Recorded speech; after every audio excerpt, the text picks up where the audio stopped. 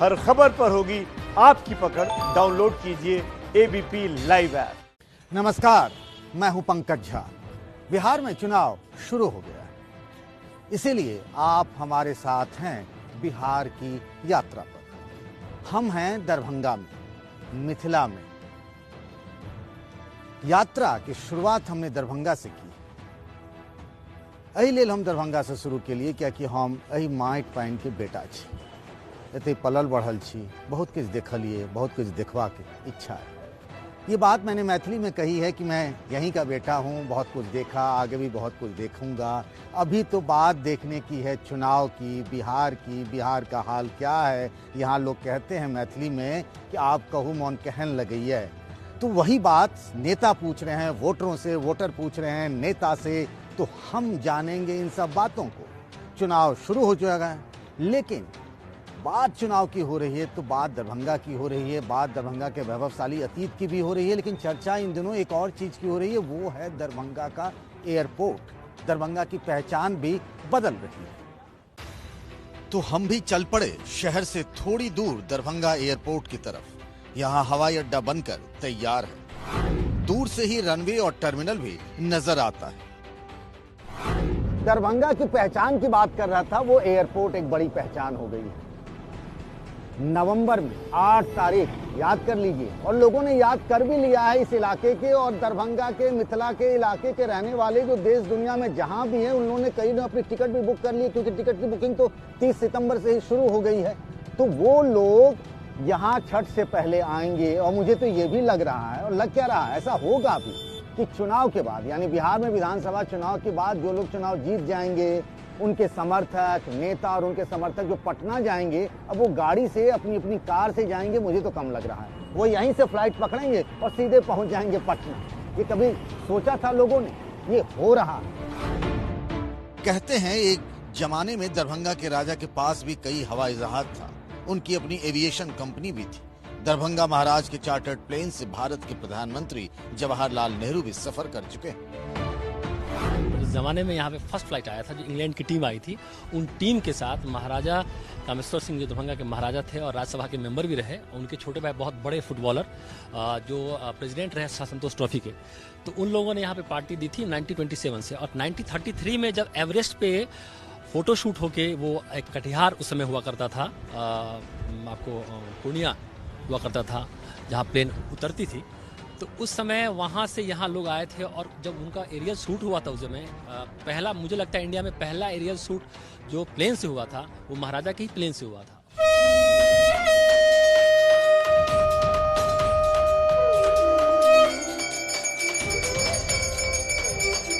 दरभंगा में हनुमान जी का एक छोटा लेकिन सुंदर मंदिर है, जिसे मनोकामना मंदिर कहते हैं। कहते हैं जो भी मांगो हनुमान जी पूरा कर देते हैं। जब हम मंदिर पहुंचे, आरती शुरू हो चुकी थी।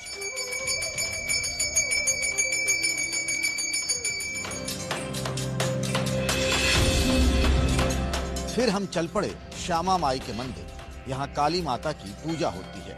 यहाँ काली को लोग श्यामा माता के रूप में पूजा करते हैं। सतियों को सती से सवारी थी, ओ मैया हम सब उतारू तेरी आरती। छोटो ये मंदिर दरभंगा के राजा रामेश्वर सिंह की चिता पर बना है। गुवाहाटी की कामाख्या मंदिर की तरह ही ये मंदिर भी तंत्र मंत्र का बड़ा केंद्र माना जाता है। लोगों को कोई भी कामना यहाँ पर में आते ही पूरा हो जाता है। शमशान पे बना हुआ, इसलिए शमशान पर बना हुआ है, इसलिए लोग मृत्यु को मृत्यु क्यों कहता है कि मृत्यु होता है तो लोग भागता है, लेकिन मृत्यु से नहीं भागना चाहिए। इसलिए नहीं भागना चाहिए कि वही सत्य है, यही श्यामा माई सत्य है और सब असत्य है। कोरोना के कारण मंदिर में लोग कम आते हैं। यही हमारी मुलाकात आरुष झा से हो गई, जो लॉकडाउन के बाद मुंबई से यहाँ चले आए, फिर लौटकर अब तक नहीं गए हैं। वे बॉलीवुड में किस्मत आजमाने गए थे। चर्चा सुशांत की मौत और चुनाव पर शुरू हुई तो बोले इसका फायदा बीजेपी और नीतीश कुमार को होगा। तो अनलॉक भी हो गया।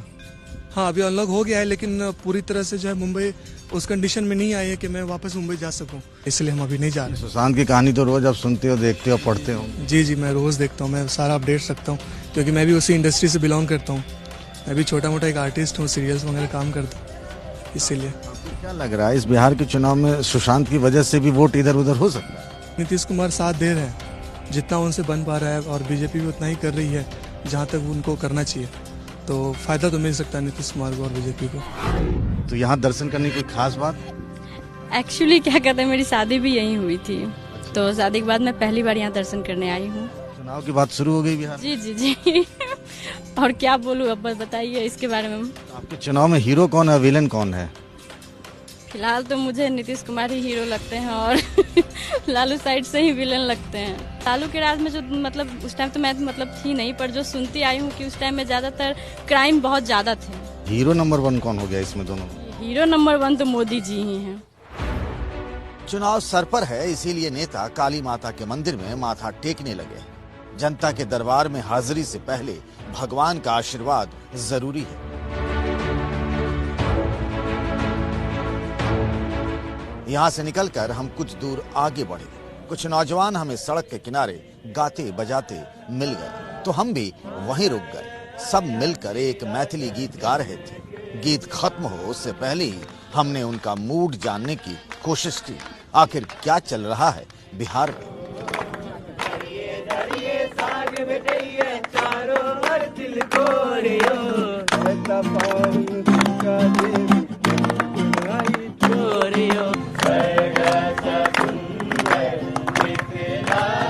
जो लोग मिथिला के हैं वही जानते होंगे कि तिलकोर का क्या महत्व है।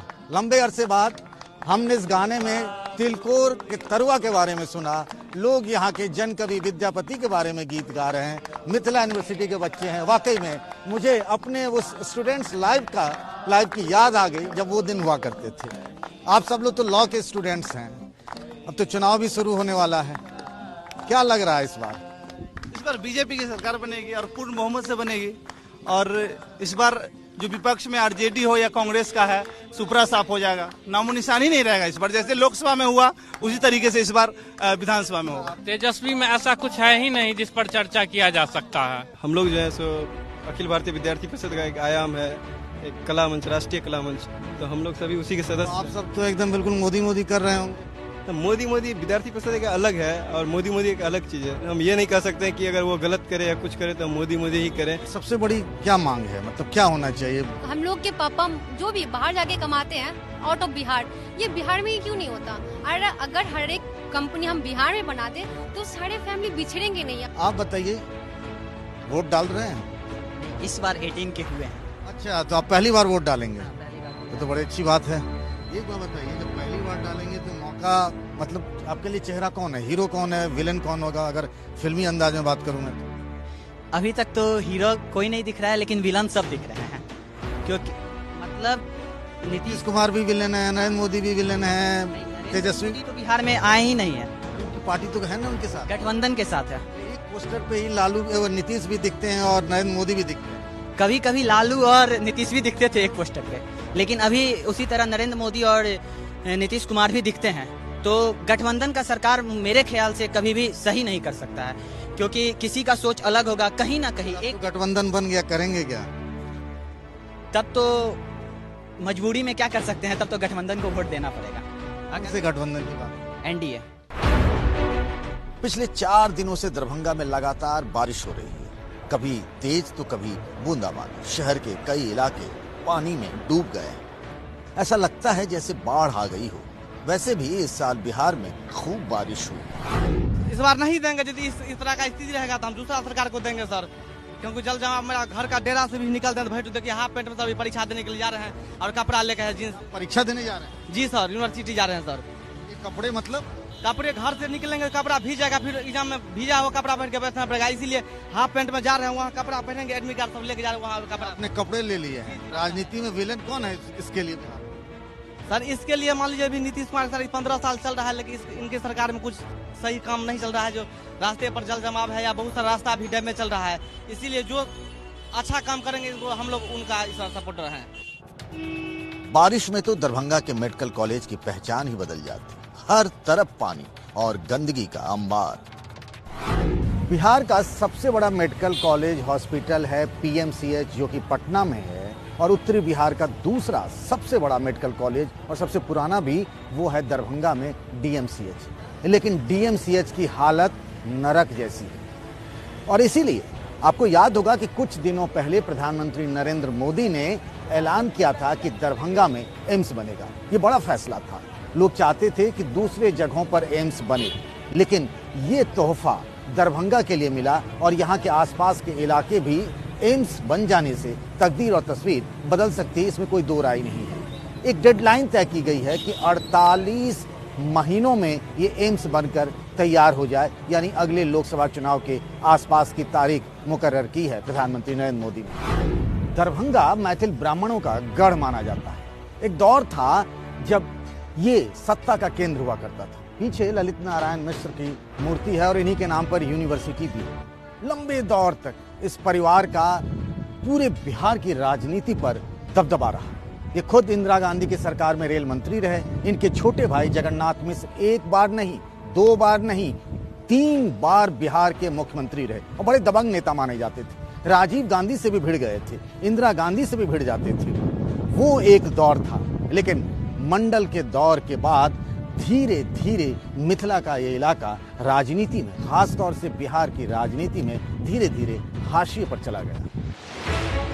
इन दिनों दरभंगा पर पीएम नरेंद्र मोदी की बड़ी मेहरबानी रही। एम्स से लेकर एयरपोर्ट तक की घोषणा हो चुकी है। अब जरा मोदी जी को मैथिली में बोलते हुए सुनिए।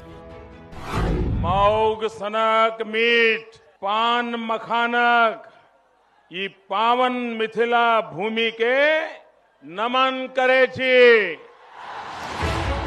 पीएम मोदी यहाँ मिथिला की पहचान का बखान कर रहे हैं।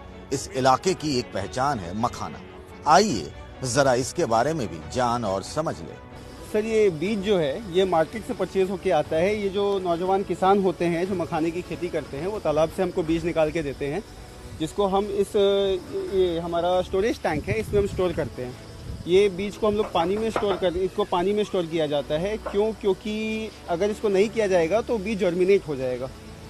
यहाँ से हम लोग बीज को तौली करवाते हैं। जो हमारे यहाँ पे जो लोकल आर्टिसंस हैं, इनको फोड़ी वाले बोलते हैं, ये लोग इस बीज का तौली फोड़ते हैं, इसको फोड़ा जाता है। तो प्रोसेस ये है कि सबसे पहले जो बीज है, हाँ, ये जो बीज यहाँ पे हमको दिख रहा है, पानी में आपने डाल रखा है, हाँ, ये बोरे में क्यों रख रहे हैं? ये इनको तौली करवाया जाएगा। देश भर में जितना मखाना होता है उसका 80% दरभंगा के इलाके से आता है। करीब 600 करोड़ का कारोबार है। ये पानी में होता है, फिर इसे पॉपकॉर्न की तरह तैयार किया जाता है।